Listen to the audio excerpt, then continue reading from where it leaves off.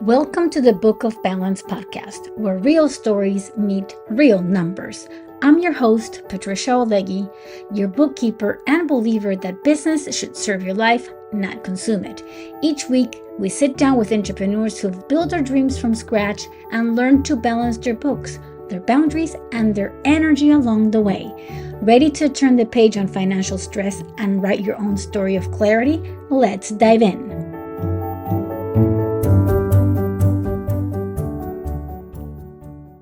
So welcome. Today I am with Tony Caldwell from the 2326 group. So welcome to the Book of Balance podcast. I am so excited to have you here. So if you could please tell our audience who you are and how you came to do what you do today for other small businesses. Oh, wow. Thanks, Patricia. First off, super happy to be here today. You and I connected recently, and I got really excited about this opportunity. So who I am, look, it's a long story. By the time you get this much gray in your beard, who you are is a long story, right? We'll try to keep it short and simple fairly much for today. I am an executive advisor and storyteller. And what that means is I like to coach executives. I work with a lot of people. I always say that are becoming the C-suite, mid-managers, people on their way up to be in the C-suite that sometimes need a little gasoline poured on the fire of their career. Public speaker, storyteller, right? Work with a lot of entrepreneurs and solopreneurs. And I enjoy that space because I am one as well. Same as you, right? Right. And that's always been fun for me. I spent 27 years in the United States Army. Wow. I started as an enlisted soldier. I went to officers candidate school. Didn't want to, but I was told to, and then decided it was going to work out for me.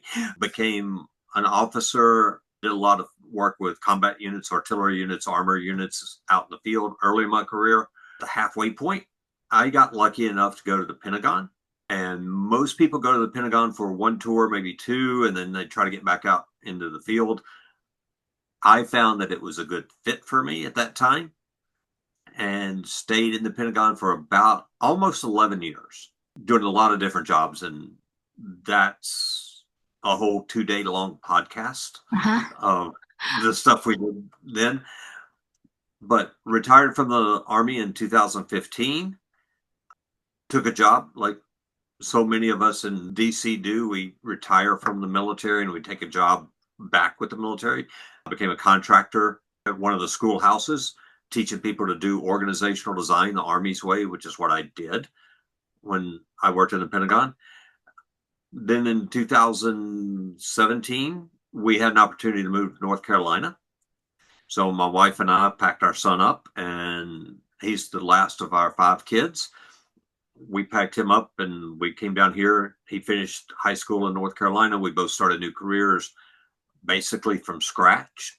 We didn't have a network of people. Spent a lot of time on Indeed and other job boards and whatnot, finding those jobs. Oh, I had a lot of fun doing that. Took a job at one bank and was there for a while doing a variety of tasks and different assignments. Left to go to another bank. Spent a couple of years there. Went over to take a job with my last corporate job. And I knew going in it was going to be my last. I knew I'd had enough. But this job sounded fun, Patricia. They were about the halfway point of an acquisition. And I came over to help with the org design and development and effectiveness piece of the acquisition, how to put 2 strong groups together. Okay. That job sounded really exciting. I thought this would be a great final job for me. And was there a few months. The acquisition, they came out and said, look, the acquisition has gone as far as it can. We're not going to finish it. And at that point, I was like the people I work with, but don't really like the work they want me to do from now on. So let's build an exit strategy to get out of this. And let's find the next thing. And that's really what led me to forming my own consulting firm. I've worked a lot with a lot of people in different levels of leadership. I've 27 years in the Army. I've seen and done a lot. I found that experience translated well to corporate America. So a plug out there. Anybody that's tuned into your podcast, Patricia, if you've got the chance to hire a veteran, I would say hire them, tell them what you want done, and then leave them alone. And they're going to get it done for you. And you'll be really surprised. Those skills translate really well. Yes. Yes. So now I'm out on my own, helping small business solo entrepreneurs and individuals that are trying to get to the C-suite. The whole storyteller part is the part of my life where I do public speaking, lunch and learns, those kind of things. Sit in on other people's podcasts and occupy their time and be a guest for them. So it's been a lot of fun. The last year and I think one of the things we want to talk about today is how people pivot in their entrepreneurship. Yes. Yes. And boy, I have taken, over the last couple of years, I've taken a lot of left-hand turns that I did not expect to take. So loved it. Based on once you decide to be a consultant, you took pivots because of the feedback you were getting, or what caused the pivot? Personal things in your life that encouraged you to pivot in a different direction. What would you say that was the trigger point for those pivots? Patricia, it's a really good question. As far as the personal life, my wife and I are now empty nesters. Mm-hmm. So we've taken all the kids off the payroll, but we still act as advisors and senior board chair. I love that. I love that. And look, as anybody that's ever been on a board can tell you, they will tell the CEO what they think is needed, and then they watch the CEO do something else. It's the same thing with kids. But I will tell you that the thing that caused me to pivot in the business is, in my mind, I had a clear idea of what I wanted to do. What I found out early is that the market didn't want to pay me for the thing I wanted to do. I launched this business with the idea of I was going to support emerging talent, the people that are first-time leaders, first-time managers, because that is such a rough transition. And if I can take us down a rabbit hole for a second, Patricia, a lot of mistakes a business leader makes is they promote their best individual contributor into a leadership role. The skills that make you an outstanding individual contributor are not the same skills you need. Correct. To get other people to do the work. Correct. And that's a big gap. You talk to business leaders, they smile and nod their head the way you did, but there's not a huge market that people will pay someone else to come in and help that new leader. Businesses try to do that internally, and with varying degrees of success. And when it doesn't work, that new leader moves on to something else. They do it again, and they keep making the same mistake. And the business suffers. Correct. So that was the first pivot. As I got more entrenched in working with people that their career just needs some gasoline put on it, that led me to a pivot of working with more entrepreneurs. And my own business not working early has given me some lessons I can help entrepreneurs with. Right. And I can save them some pain, maybe. Sometimes we do, sometimes we don't. Another pivot my business has taken in the last few months, as I talk to people, they started asking, could I come talk to people like you about some of the ideas I've shared with them, which has led me to do a couple of very low-key casual lunch and learns. And that led me to some facilitation work for other groups. It's been the conversation of, Tony, I've learned a lot from you around how to give better feedback and how to do better performance reviews for my team and get more results. Could you come and talk to this? I'm just throwing names out here. Could you come and talk to this Kiwanis group or this Rotary group, which has led me into the public speaking space? Correct. I see. Which 2 years ago, I would have told you I don't want to do that. Right. And that's what I love about small business ownership, because the pivots is that's what I asked you, like, what caused the pivots? Because the more I talk to business owners and their stories, and I think if there's anything I like to share, I'm curious to know what your opinion is on this, since you advise small business owners as well. But what I'm picking up is that sometimes we have a lot of people who want to jump into business ownership and want to become entrepreneurs, but they're sometimes stuck on the idea of how to run that business and what they want to do far too long. And then once you jump in, like you said, you realize that the idea you had is not necessarily going to work the way you thought it was going to work. And for you, the transition was at the right time, but some people wait too long to make the transition. And not until you go and start working do you realize what the pivots are, because you didn't think about public speaking or becoming a storyteller until after the fact that you were in consulting, and that kind of came out of a result of the work, and you discover yourself in that arena. And I always think that is such an important piece that entrepreneurs need to keep with them. Always be open to grow with the company and pivot as the company requires it or needs it. I think as a business owner, entrepreneur, you need to have a strong vision of what you want your business to be. But I think too many times entrepreneurs get stuck, like you said, on this idea of, I'm going to have the world's greatest frozen yogurt store. And I've got this great recipe. And if I just open my store, all these people will come. And in the Army, we always used to joke, hey, the enemy gets a vote. Well, the business world, your business environment gets a vote. And I don't care how good your frozen yogurt is. If you open up your shop in the wrong location, people just aren't going to come. Right. If you offer 2 flavors and those aren't flavors that people want, they're not coming, right? I do think an entrepreneur needs to have a strong vision of what they want to achieve, but I think that vision needs to be a strategic vision. If you look at my website, our motto is impact driven and values based. Yes. My strategic goal for a business is to have a business that helps people increase their impact, whatever that looks like. You as a podcaster, how do you increase your impact?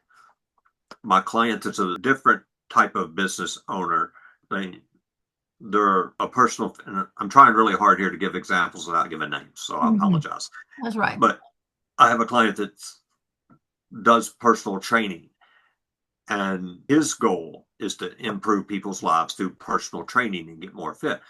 Well, that's a really good strategic goal. But if he were to get tied down in the details of, I'm only going to do it this way because I've decided this is best, he's not going to get to the strategic goal. You as a podcaster, you may say, I want my goal to have my podcast be in the top 25 of Spotify. That's a great strategic goal, Patricia. But how do we find a niche? How's the market telling you they want to get you there, right? So I always talk to people about being agile, being flexible. You've called it a pivot. I talk about being able to adapt to the situation. Everything depends on the situation. I can be really mad at one kid and turn around and be very supportive of another kid because of those 2 situations, what's going on, right? I think to your point, the pivots have come for me.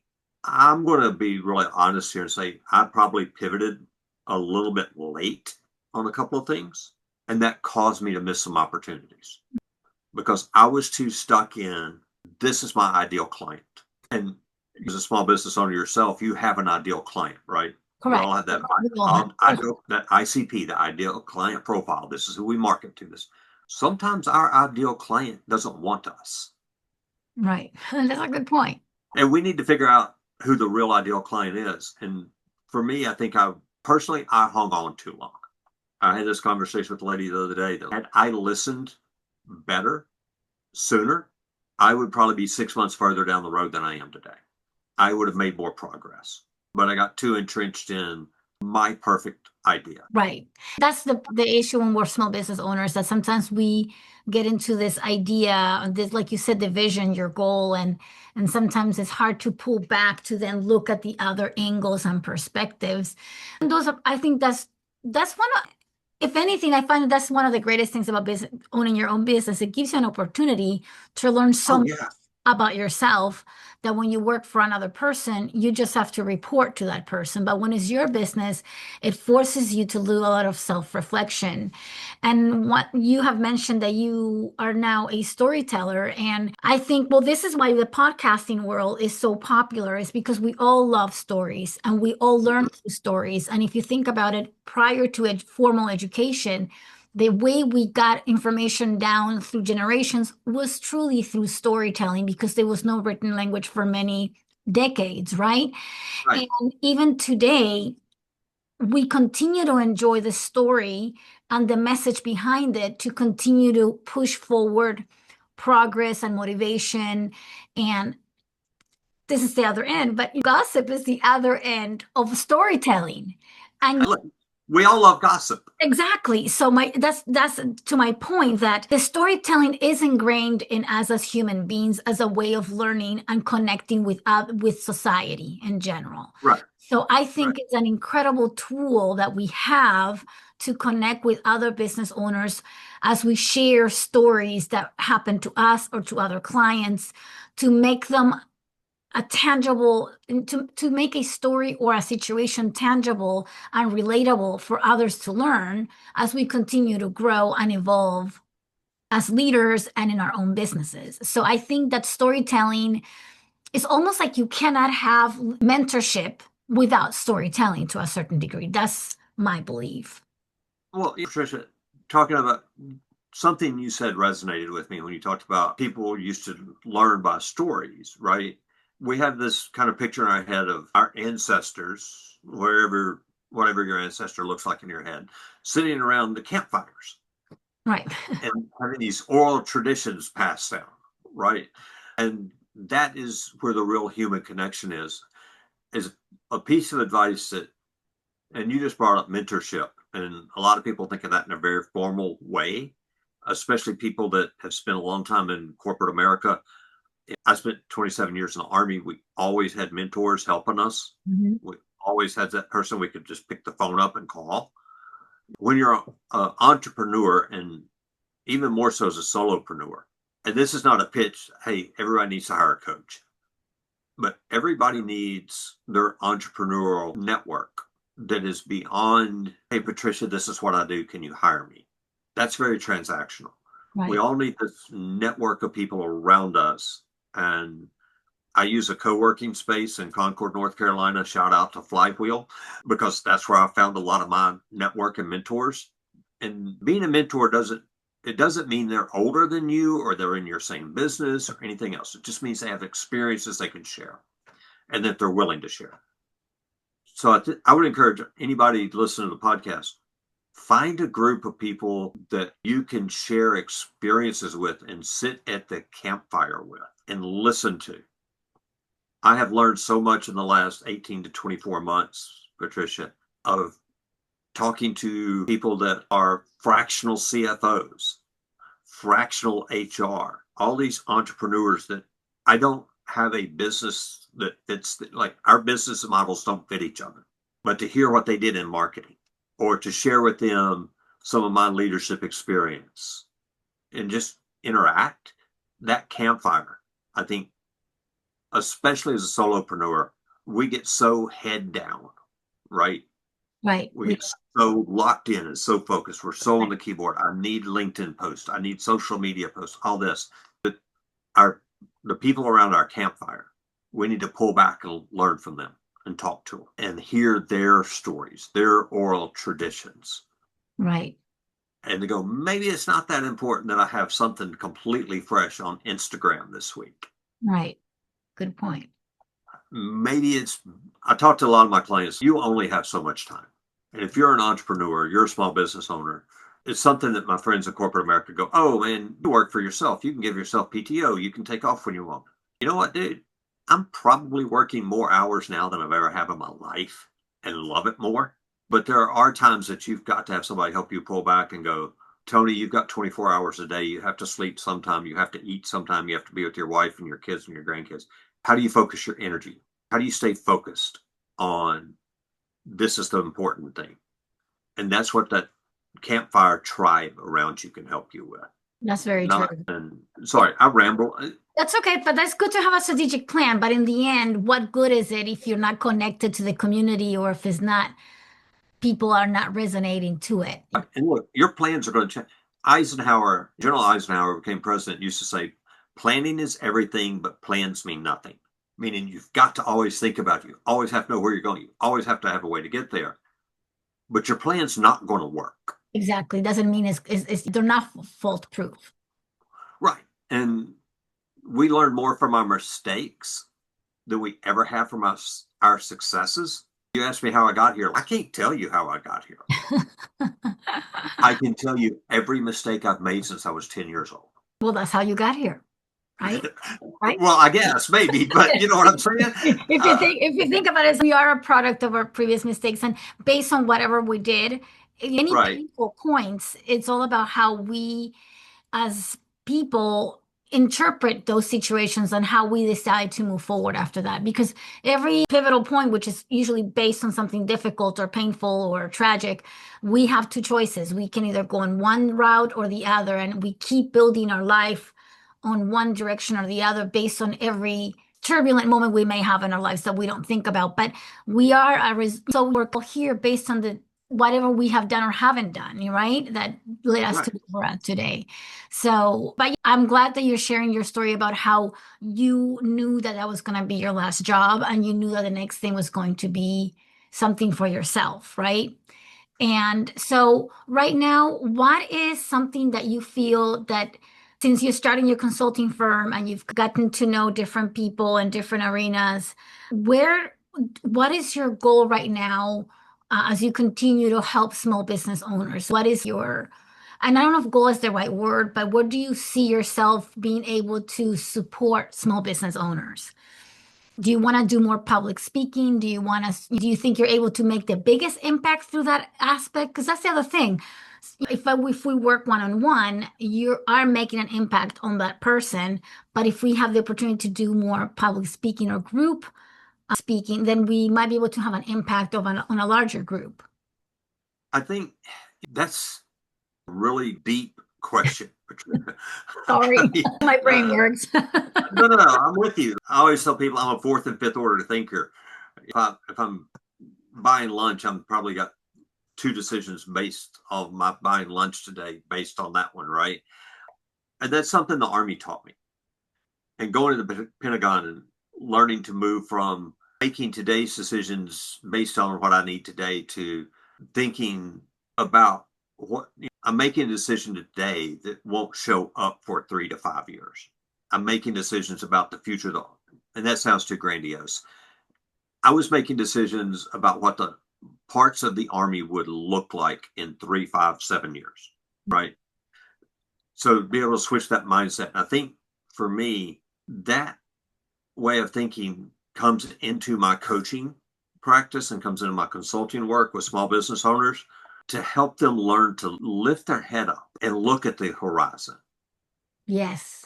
We all came into our business because it is a passion for us. Passion doesn't equate to profit every time. Yes, very true. Very true. Right? I talked to a lot of small business owners about there needs to be 3 circles, like a Venn diagram. What am I good at doing? What do I enjoy doing? And what will people pay me to do? And whatever sits in the middle of those 3 circles, that's your business. I enjoy woodworking. I'm good at woodworking. Nobody is going to pay me to build picture frames and headboards. Right. At a rate that I can pay my mortgage. I can sell a little of it, right? And so that's the point. With a business owner, I like to help them be able to lift their heads up and go, I know where there's a pain point. I know I can solve the pain. I know there are people that will pay me to solve the pain. How do I find them? What do I do to get there? How do I build a business around that is more than just my passion for solving that pain? And I think that's where a lot of entrepreneurs stumble. And look, let's admit it, Patricia, everybody listening to this podcast knows the vast majority of entrepreneurs fail the first time, second, third, fourth times, right? I may well fail at this business. I look at the goal of my business is to help people increase their impact in their lane. Is that being a better middle manager? Is that better C-suite or just below the C-suite in a corporation? That's what I want to help you do if that's your goal. If your goal is to get your small business up and running, that's my goal. My goal is to improve my clients' goal. Okay. Right. Their outcomes. Right. This is not about Tony. You said something that you said is like we may all, and I think if there's anything that any small business owner can tell you, an entrepreneurial person, We have all done more than one business at one point. Oh, I owned a gym at one point, and yes, I lost money on that gym. It wasn't a whole lot. If you, in the big scheme of things, it's not a lot. It was a lot of money for me, but if you look at other businesses, it wasn't a lot. But it gave me I learned a lot, and right, actually it gave me the energy to even make a tough decision, which was to get a divorce and move forward. And one of the decisions was, this is not as profitable as I thought. I gotta kill this business and move on to the other business that I know is extremely profitable for me, because now this can no longer be a hobby. I need to feed my family. But right, if anything, I think that's the spirit of an entrepreneurial person. They're going to try different opportunities until one works. And right, the previous opportunities prepare you for the next opportunity. right. It's all of our choices have consequences. Correct. How we live with the consequences is huge. We would not be where we are. And you and I joked a minute ago, I don't know how I got here. And you're like, well, of course you do. Well, no, I don't. In total transparency, some days I really don't know how I got here. But it's everything I did before got me here. Right. In one different decision anywhere along the way, and I wouldn't be exactly where I am, right? I was very candid and said I waited too long to pivot my business. In terms of profit, I left a lot of money on the table. In terms of me being a better businessman, that experience was invaluable Correct. because now I have a better idea, not only of who my ideal client is, but what they need, what I could deliver, and the best way to deliver it. So when you ask us the best way to go, because you ask the question, is one-on-one or groups better? In my opinion, you have more of an impact in a one-on-one environment. As a if I put on my pure coaching hat, I will tell you, for pure coaching, one-on-one delivers better results than coaching a small group or coaching a team. And what would you say that that's something that you But see? that but that's built on the outcomes of individuals. Because if you and I are in a one-on-one coaching session, you can be much more open Correct. Very true. than when you're in a group of 7 or 8 people, whether you know them or not. You're going to hold back.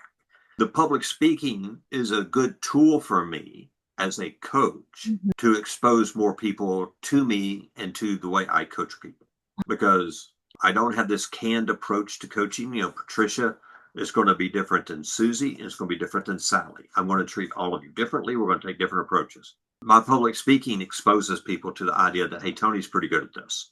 Tony's got this track record from the military and the civilian life of helping other people achieve their goals. Almost everyone that worked for me in the military, went on to have a better career than I did. One of the core values, we call them Army values, right, is selfless service. We always put other people and their success and the mission ahead of our personal needs. And that's what I bring as a coach, is like, I'm not here to tell you what to do, Patricia. I'm here to help you figure out the right way for you to do it. Correct. Correct. And we're all different. I will tell you that my greatest goal, or my biggest joy from this, was having a client that I was working with about a situation to go through at the job come back to me and go, Tony, I'm good. The situation has solved itself. I used what we were talking about. It's working for me, and I've gotten a boost at work. I want to cancel our contract for the last 2 sessions. I'm good now. That brought me more joy Right. than signing 3 new clients that week. That is so true. That is very rewarding. So that's a long way to tell you that my impact is Starts with a larger group, but then hopefully you'll be able to meet people that can actually go in deeper with them. for me, my goal. You ask about my goal. My goal is to see you get better. And so let's say I'm like super curious. Okay. So now I'm like, so now the audience has listened to you. It's like, oh, this is cool. I want to get better too. You and I we sat down, we agreed we're going to work together, we're going to collaborate, you're going to help me see the things that I'm struggling to see, and we're going to create this plan.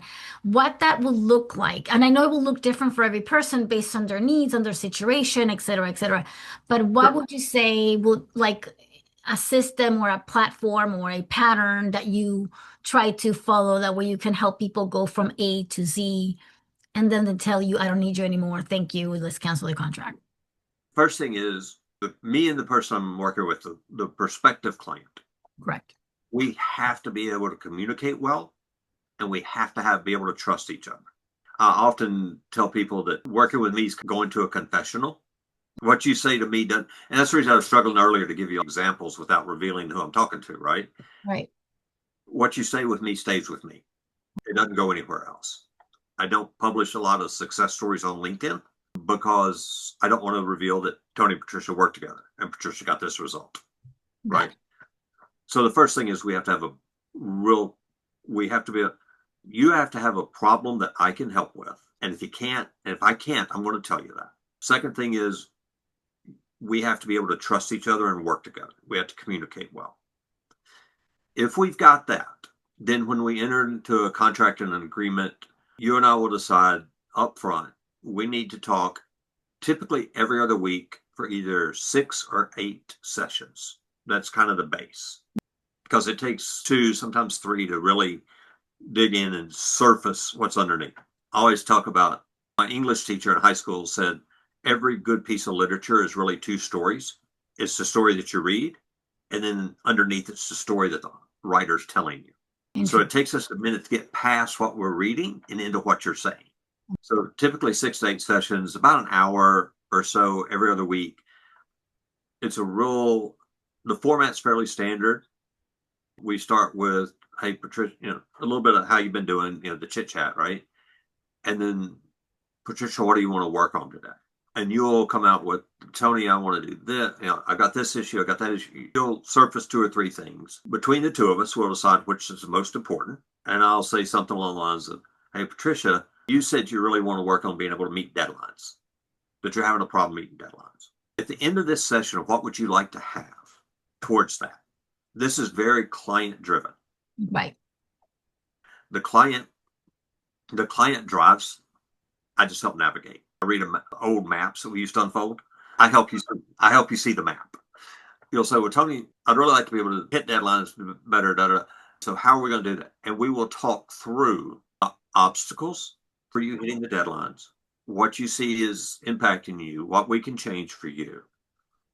And by the end of that session, the beautiful thing about this, Patricia, is I'm not going to tell you anything. Right. You're gonna realize it yourself. Right. You'll be able to say, hey, Tony, I think I want to try this. I'm going to do some time blocking on my calendar. If my deadline's on Friday, I'm going to put on my calendar that my deadline's Thursday or Wednesday so that I have more urgency around it. And we're going to come up with a little bit of a plan for that. And we're going to talk about how you're going to hold yourself accountable. And we're going to talk about how you're going to hold yourself accountable and how you're going to practice that for the next couple of weeks. Until the next meeting. And then when we get together again, we're going to have that discussion. How did that go? What worked? What didn't? Or you may come into the next one and go, hey, the deadlines are getting better. I've got this other thing. So my next question is, have you had people that come in with an idea what they want to work on, and once you start digging in, you realize there might be something else that is actually impeding them from? Every single time, Patricia.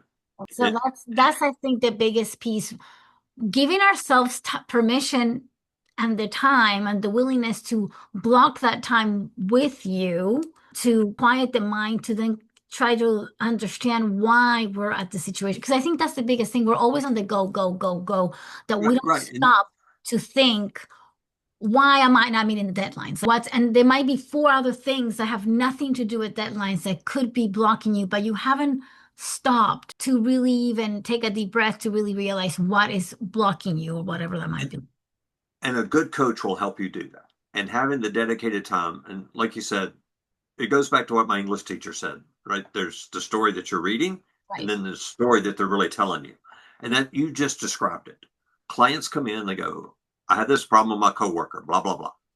Or I'm having a problem with deadlines, having a problem with boss, my career stall, whatever it is. And that's what I said, Patricia, it normally takes 2 or 3, somewhere in that 3rd session for sure, is where Patricia would say, Tony, it's really not the deadlines, is it? And I'd go, well, tell me what you think it is. Patricia would say, it's not the deadlines, it's I'm not doing what I'm built to do. Oh, you don't like what you're working, exactly. I'm just a deeper sense of purpose. I'm doing a job that I am just not built to do. I can do it, it's fine, not a big deal, but I'm not built for this. I'm built to do something else. I think our divine creator built all of us to do something. And that's so And important and so empowering. I think all of us are just going through the day to day and we don't really take the time to think about our purpose. And not until we set the time to sit and talk about it and process what we're actually doing can we really make bigger decisions that are going to continue to help us to grow, right? right. That's the whole thing. Everything gets back to what Simon Sinek wrote a book called Start with Why. And why do you do this? Why is this our business? And I won't deep dive into that book. Your listeners can pull it up and read it. It's a great book. It's been out about 15 years now, I think. Mm-hmm. But a lot of us experience turbulence in our life when we're not doing the thing that we're built to do. And that doesn't mean that you have to have this huge burning passion to paint murals on the ceilings of buildings or whatever it is, right? But a lot of our internal conflict is just when we're doing things that are not aligned with who we are. In the small business owner, entrepreneur space, you've probably gotten through that. And that's the reason you're out on your own doing your own business. I knew I wasn't going to stay in financial industries because that was not what I was built to do. I knew I was built to coach people and be their partner in their progress. I knew I needed to shift to that. I think where a lot of entrepreneurs make the mistake is they go, this is my passion, I'm just going to jump out and start. And it's very much field of dreams. If I build it, they will come. Right. That is not true, as you learned with the gym, as I've learned with my business. Just because you build it doesn't mean people show up, right? Right. There's also trends and that we need to learn in society what works and what's the hype and what isn't. Right. And there's a lot of great restaurants that didn't stay open for a year. Right. Like great food, but it wasn't the right business model or whatever, right? So I think as an entrepreneur, what I would tell everybody, I always tell people to start messy. Yes, 100%. You don't have to be if you're waiting to be perfect, you're going to miss it. Right. I was too set on my business being one thing. I missed a lot of opportunity when people were telling me you should do something else because I was stubborn. Now I have a great wife. She's an amazing woman. She helped me break that down. Love Laura to death. She's absolute best wife I could have had ever. And I had one before, so I know. But too many of us don't listen to that feedback. And too many of us don't see the environment. As an entrepreneur, you've got to be flexible to the feedback. Yes. And your cash register is your feedback, right? But you have more feedback than that as well. All I would tell your entrepreneurs and small business owners, have a vision for what you want, be passionate about getting there, but understand it's not a straight line. Correct. 100%. So start messy. But start. You need to start. Just start. Start it as a side gig. I started coaching and consulting, honestly, for free on the side, just to make sure I was good at it, to see if people wanted it. Right. That encouraged me. I got good feedback. That encouraged me to go do it. Right. The other piece is to have your finances in order. Can we just be real candid here for a second, Patricia? Sure. A lot of people put too much, don't financially prepare to be an entrepreneur. Very true. Very true. You are not going to if you're making 6 figures a year you and I are in Charlotte, a lot of bank jobs, right? Mm-hmm. If you're making 6 figures a year at a big bank, don't think you're going to start your basket weaving business and make 6 figures this year. For sure. I think right. You need to plan to have at least, well, for my businesses that I've created, I have always given myself a plan of 2 to 3 years before I can get the number that I think I want to get. And because of and that's exactly what I was planning to do when I decided to go into bookkeeping. So I would have flexibility to work remotely. Then things happened that compressed my timeline. And so I left me at, it's going to take me 2 to 3 years, even if I compress and all these other sources of income disappeared. It's still going to take me 2 to 3 years. I'm like, I am in for the long haul. So you structure things and plan around, but you need to be aware that you're not going to be at the number that usually that business can yield until 2 to 3 years into it. When I first launch my coaching business, one of my mentors is a really respected coach. He's got tens of thousands of hours of coaching. And shout out to Jason Riccardi for telling me this. He's like, Tony, my first year in business, I was net negative all year. Yes. My second year of business, I had a couple of months where I almost paid the bills, but the whole year was net negative. He's like, you're going to be in Q3 or Q4 of your third year before you have a profitable business. And that was a real bucket of ice water in my face that made me step back and go, you know what? I'm not going to leave corporate America just yet. I need 6 more. I sat down and I need 6 more months to get my house in order before I leave. Exactly. And did I want to do that? No. But that was the first pivot. The first pivot, Patricia, was I'm not going in next week and quitting. I need 6 more months. I would tell anybody, and I heard Mark Cuban say this on a podcast a long time ago, if you're getting ready to start your own thing, if you don't have 6 months salary, 6 months of what I make today, if you don't have 6 months of that in the bank, you really need to stop and think. Right. I'm not going to tell anybody not to do it because your listeners are in all different phases of life. So I'm not, but do you have, I talked to a young man a couple of months ago that he's getting ready to retire from the military and he wants to go be a coach. And I was like, how much money do you have in the, how many months can you make it without a check? Married, he's got kids. He goes, we can get about 2 months. If we max the credit cards, we can get to maybe 4. I'm like, dude, this isn't for you. And I told him what I just told you about, and your listeners, about 2 to 3 years. And he's like, Tony, I can't do that. I'm like, then you need to find a different job while you build this on the side. Right. Correct. It's not that you cannot do it. You just have to have a plan on how you're going to support yourself while you get this off the ground. And if there's people, right, Tony, and there might be some people that may not have the flexibility to stay in their job because maybe their life has pushed them into me. So I think it's important for people to understand if you happen to find yourself in a situation in which life has put you in a opportunity that this is my chance to do my small business that I always wanted to do. I no longer have the job, so I either go back to the job, to another job, or I do this that I've been wanting to do all my life. I think you can do it, but you need to be very careful and be willing to go back to that spreadsheet and look like, do I really need that Netflix membership, or do I really need that second car? Or can I look for ways on reduce and minimize your budget so you can stretch your savings as far and as much as you can? Right. I like ramen. How much do I like ramen? Exactly. I really eat ramen all week and be okay with myself. Not a healthy choice, but can I do it? Right. And look, I'm not saying you got to have 6 months salary before you move out. I'm just saying that's your mindset. I've got to know how to get it.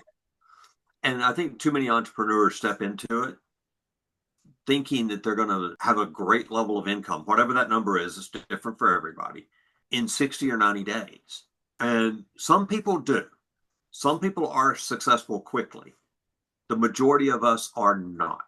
The majority of us, to your point, when you stepped out to do the bookkeeping, you knew it was 2 to 3 year path, right? And this is what I sold everything, right? Okay? And I went and I moved to a property which I was able to pay outright. Right. Be able to give myself the cushion of 2 years within a budget that I could do while I grew the business. Right. And for me, but you have to make plans accordingly to you have to give your business and yourself the chance to be successful. You don't want to go in and go halfway and then all of a sudden you run out of steam, you run out of money, and you quit halfway, and you'll never know if that business would have been successful or not. Right. And Tricia, you talk about selling things and downsizing and all that. We did the old Dave Ramsey thing. Yep. Yes, I'm actually certified with Dave Ramsey. Right. We had the book. We followed the method. And actually, he's right there. There you go. I see. The only solid, the only debt we have is a house note. But we got to that. And that's the reason I said, hey, I need another 6 months, right? Because I needed 6 more months. And I know Dave says get the house paid off too, but we got to the point that my wife and I looked at each other and go, we're comfortable now. Exactly. There we go. With Tony going out on his own. with 0 clients, no money coming in, knowing it's going to be a 2 to 3 year runway. Correct. The debt is controlled. We have the savings. And look, I don't have 2 to 3 years of salary in the bank, right? But the savings is enough. Right. We've got a path. Right. Exactly. And I think entrepreneurs, too many of us get so excited about our dream that we need that bucket of ice water. Yes. Yes. And I don't say the last few minutes sound like a bummer, and I apologize to your audience. No, I think it's an important piece. Your passion. Yeah. Your passion will pay you someday. The high school graduation speech doesn't work in reality. But here's my other advice. Know what it's going to take to get you there. Have a plan for it, and start doing something now. Yes. Start with with bookkeeping. Bring in that first person that lets you do their books, right? And do that for a couple of months as you work another job. Don't do anything illegal, unethical, immoral. Disclaimer. Disclaimer. Don't sue Tony for that. But start something on your business. Tell people that another great piece of advice is you farm the field closest to the barn. Yes. Tell everybody, hey, I'm Patricia. I'm going to start a bookkeeping business. I have one small client.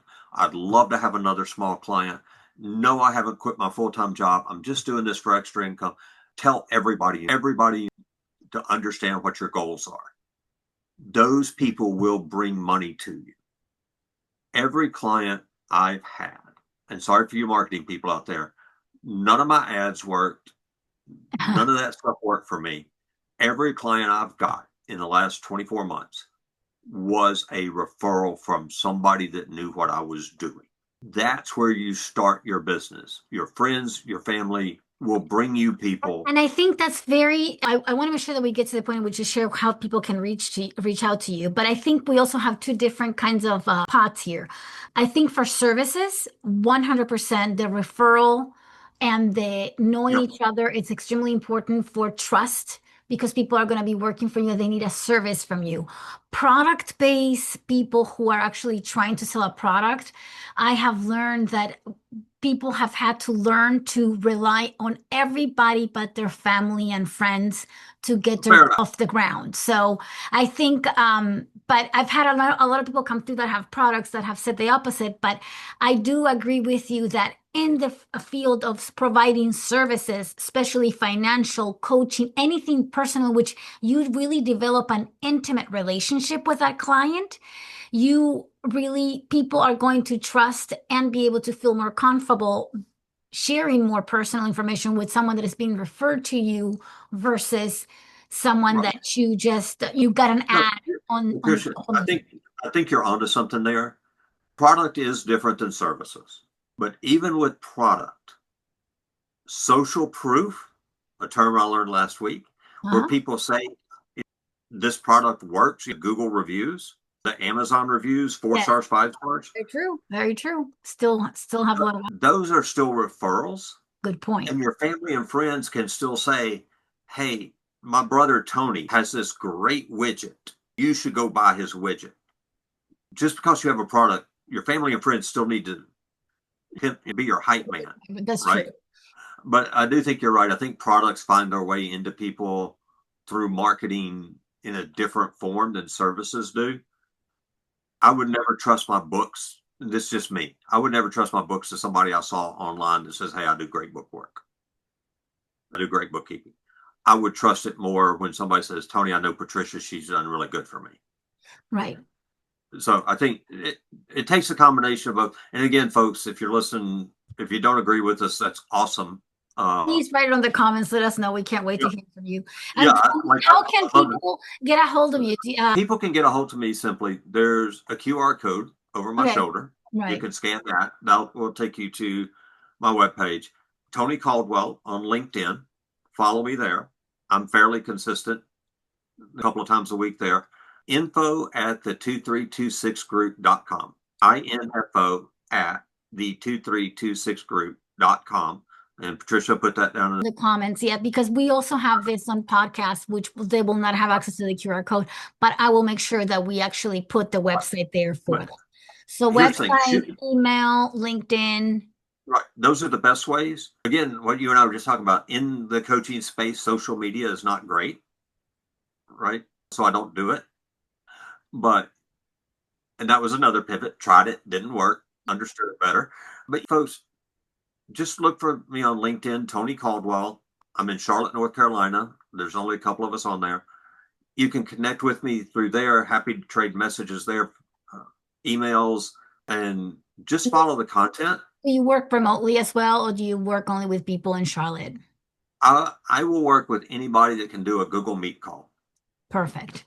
The public speaking, I do that. I've done lunch and learn via Zoom. That's easy. The main thing is just connect with me and let's start a conversation. Perfect. And figure out if you have something I can help with, and if I'm the guy that you trust enough to help you with it. Excellent. Well, thank you, Tony. I really appreciate your time and telling your story. I could talk. I always say this at the end of every episode. I could talk for hours because, again, this is why I started the episode, because I can talk for hours. This is why I did the podcast. But thank you, Tony. We'll definitely make sure that all your information is in the notes of the show so Yep, people can thank either you. find you on YouTube or in our podcast, which is on Apple, Amazon, and Spotify.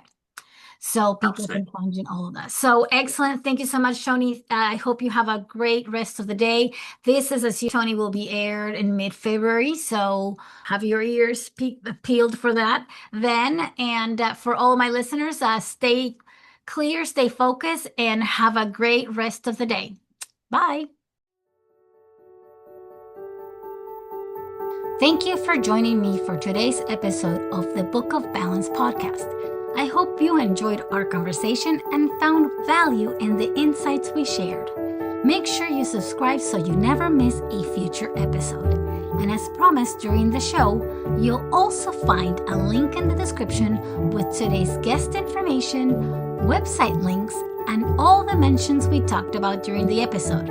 And if you're a do-it-yourself entrepreneur, you can join the Clarity Compass method at claritycompassllc.com. It's a monthly subscription where business owners like you dedicate just 1 hour each week to work in their books, get their questions answered, and stay consistent with their support of a community committed to financial clarity. Now, if you'd like to connect with me personally, head on to my website, oleggy.com, to schedule your complimentary 15-minute consultation. It's the perfect way to get your personalized bookkeeping questions answered and explore how the white glove services can support your business. And on the last note, remember, we are not lawyers or financial advisors. Everything shared here reflects our professional opinions and is provided solely for educational purposes and entertainment purposes only. So thanks again for listening, and until next time, keep your compass set on clarity.